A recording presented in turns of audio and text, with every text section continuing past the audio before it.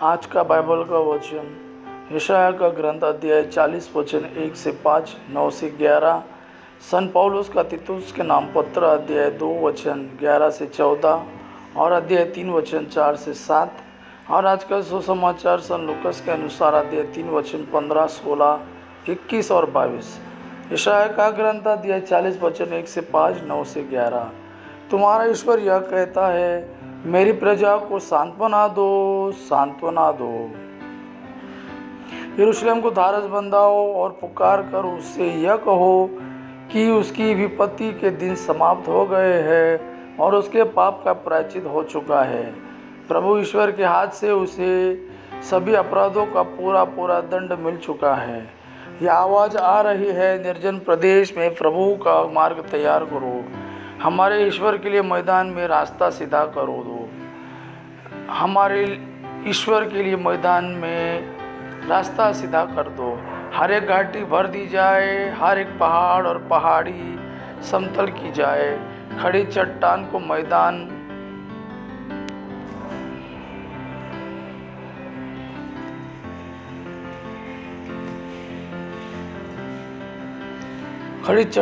मैदान और कगार को घाटी बना दिया जाए। तब प्रभु ईश्वर की महिमा प्रकट हो जाएगी और सब शरीरधारी उसे देखेंगे, क्योंकि प्रभु ने ऐसा ही कहा है। सियोन को शुभ संदेश सुनाने वाले ऊंचे पहाड़ पर चढ़ो, यरूशलेम को शुभ संदेश सुनाने वाले अपनी आवाज़ ऊंची कर दो। निडर होकर यूदा के नगरों से पुकार कर यह कहो, यही तुम्हारा ईश्वर है। देखो, प्रभु ईश्वर सामर्थ्य के साथ आ रहा है, वह सब कुछ अपने अधीन कर लेगा। वह अपना पुरस्कार अपने साथ ला रहा है और उसका विजय उपहार भी उसके साथ है।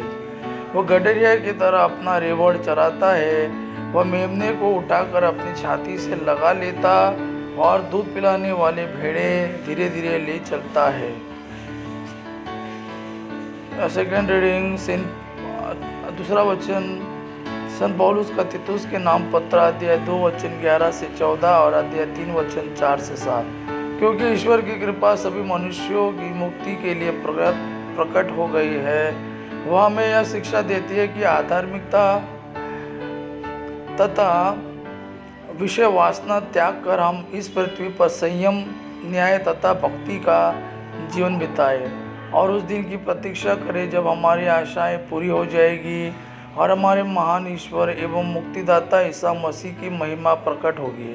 उन्होंने हमारे लिए अपने को बलि चढ़ाया, जिससे वह हमें हर प्रकार की बुराई से मुक्त करे और हमें एक ऐसी प्रजा बनाए जो शुद्ध हो, जो उनकी अपनी हो और जो भलाई करने के लिए उत्सुक हो।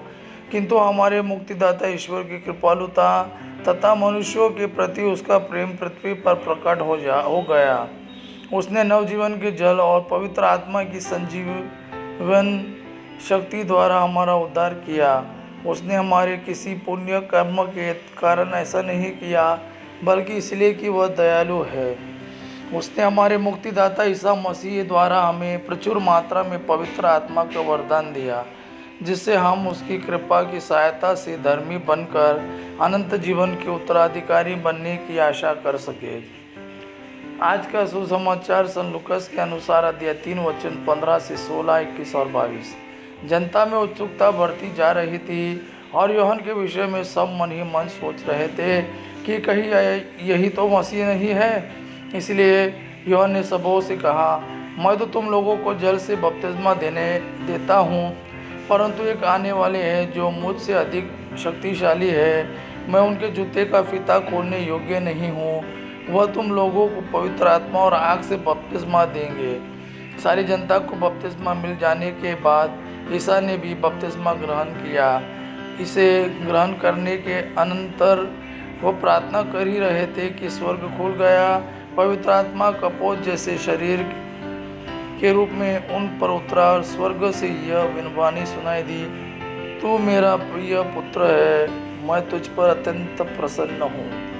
यह प्रभु का वाणी है। प्रभु को धन्यवाद। आपा पिता की महिमा और पुत्र यीशु का प्रेम आप पर सदा सर्वदा बना रहे। आमीन।